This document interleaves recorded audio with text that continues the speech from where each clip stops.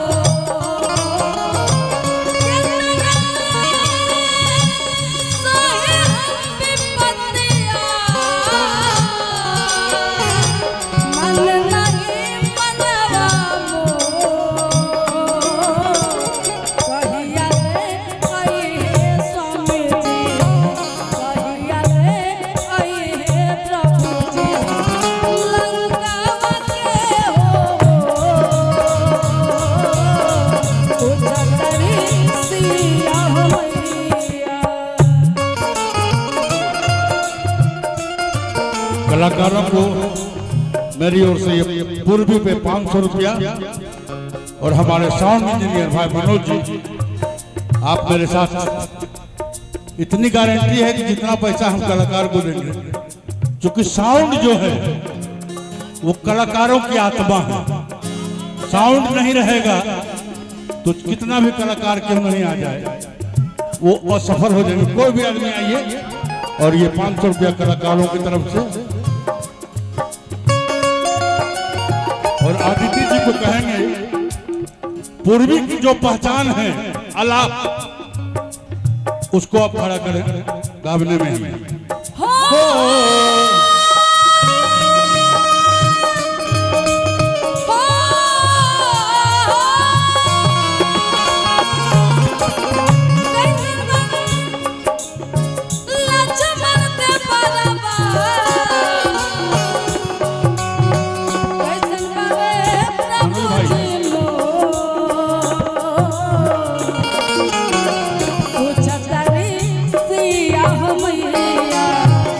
Chata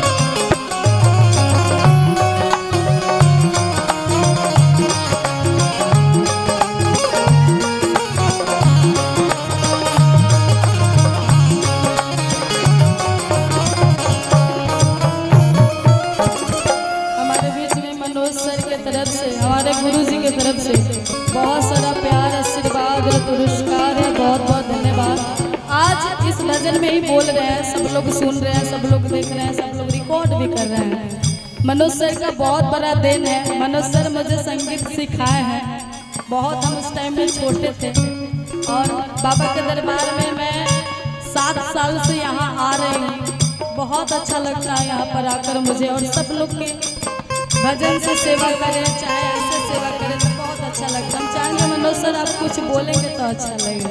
नहीं, हम तो गाना सुनने आए हैं, अब तो हम केवल सुनते हैं। मेरी एक सेवा है कि किसी बम का बटुआ खो गया हो, किसी के साथ कोई दुर्घटना घट गई हो, या आपका पैसा कम पड़ गया हो, तो हम आपको यहां से देवघर जाने, वहां प्रसाद खरीदने से लेके आपके घर तक पहुंचाने में जो भी खर्च होगा, हम आपको इस यात्रा को पूर्ण करेंगे।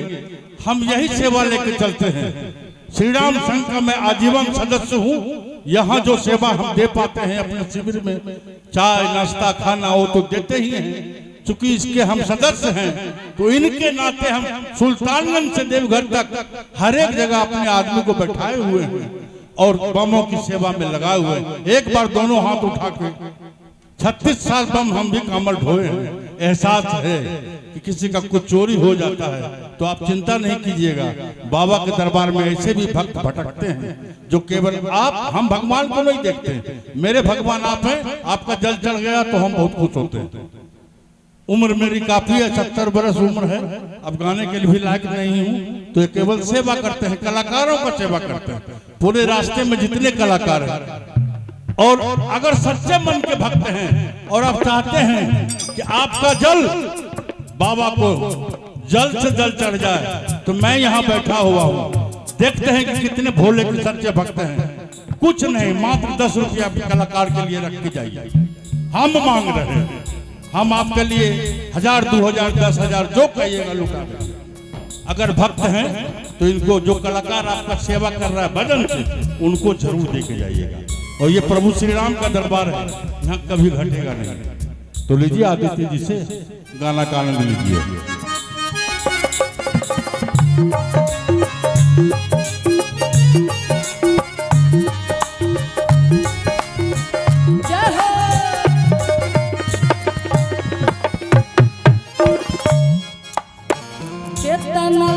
सही हम विपत्तिया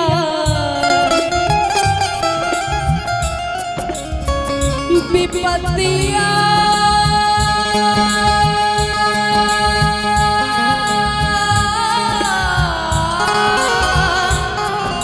हो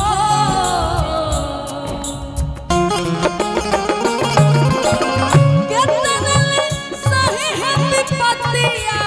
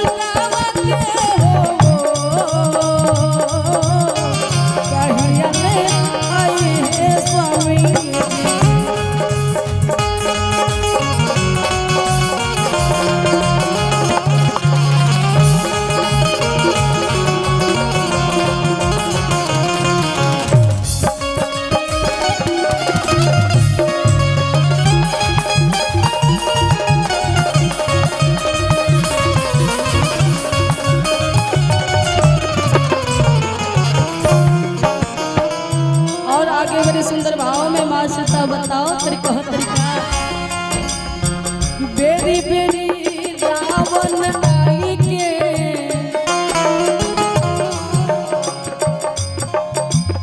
आके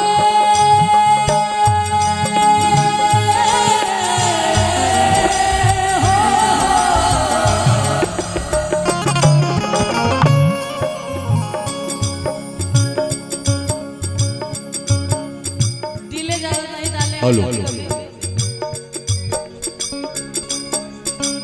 बेरी बेरी रावण आई के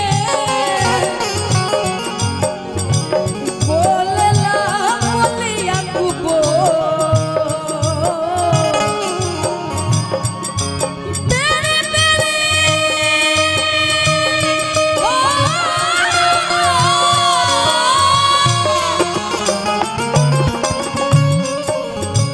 बेरी बेरी रावण आई के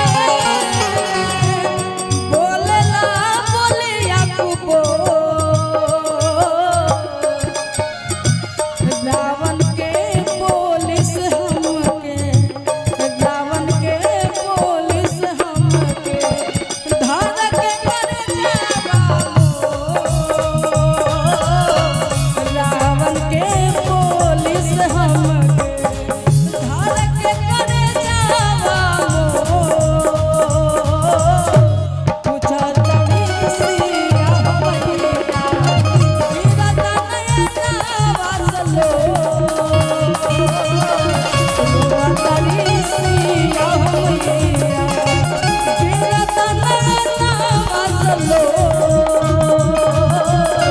पूछा तनी सिया भैया।